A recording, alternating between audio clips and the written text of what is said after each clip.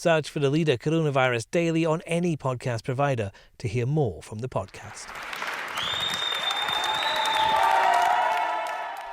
Staff lined the road and applauded as the first patients to be discharged from London's NHS Nightingale were driven out by ambulance at the weekend. And this isn't the only sign of hope that the tide may be turning. No one is saying for definite that a peak has passed, but in London, the number of people being treated for COVID-19 has fallen by around 1,000 in a week. One doctor has written an article for the Evening Standard saying the stress has evaporated. The newspaper's Jonathan Prynn is with me now over Skype. And Jonathan, you've been speaking to medics throughout this pandemic. The figures appear to be falling. Is that being reflected in what people have been telling you? Very much so, yes. They are relieved and frankly, delighted is probably not quite the right word, but there's certainly a huge sense of relief that the worst in London, certainly in central London, certainly at the big teaching hospitals, does seem to be over. And the numbers of admissions and deaths, all the sort of key indices, are in quite rapid decline now. Is this fall in the figures in London because of the lockdown?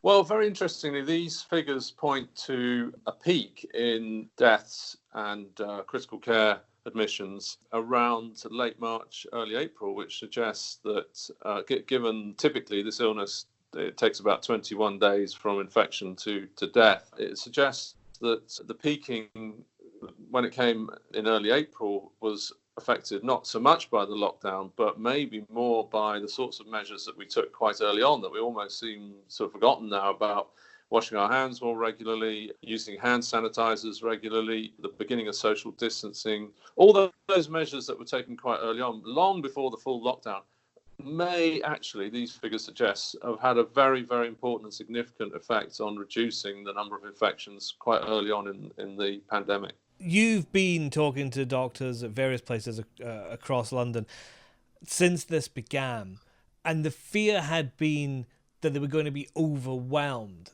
That's not happened then. It hasn't, and that was their nightmare scenario. They were worried that the capacity wouldn't be there to cope, and you'd see in London and elsewhere in the UK the sorts of scenes that were the terrible scenes that you saw in Italy about a month ago, where some hospitals just were not able to cope with the number of incoming very severely ill patients, and there was even talk at one stage of care and treatment having to be rationed between the people they thought they could save and the people that they thought were too far gone. And I think doctors over here were terrified that could play out in London and elsewhere in the UK as well, but it didn't. I think the peak came a little earlier than they thought. The capacity was there, and now I'm told one major London hospital, they've even got 2 empty wards now that they're deep cleaning and preparing to go back to return to patients for elective surgery and those sort of slightly lower urgency cases that they've had to put on hold since the start of the crisis. But the crisis isn't over yet, and are doctors still concerned about the lack of personal protection equipment? Yeah, I mean they are. This is the big gap in. I think the hospitals generally have been quite well prepared, but this does seem to be the big gap and the big failing in our preparedness. But hopefully in the next few days that situation should be alleviated, but it's probably been the worst failing through the crisis so far. We have had one doctor write an article for the Evening Standard today, and one thing that struck me as really interesting was optimism that the worst is past now, but also explaining that this is now going to be a story about recovery, and that is going to take some time. I think that's the way the NHS is, or in London anyway, the way the frontline workers are now seeing it, that the sort of emergency phase is coming to an end, in the sense that admissions are falling. But what we're beginning to learn about this illness is that the recovery phase is long and arduous and requires almost as much resources as the treatment phase, as it were, or the illness phase.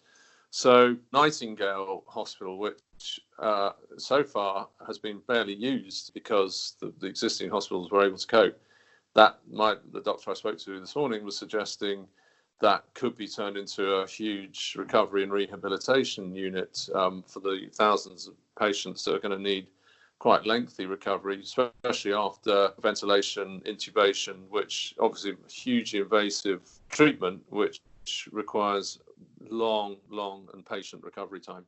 Search for the Leader Coronavirus Daily on any podcast provider to hear more from the podcast.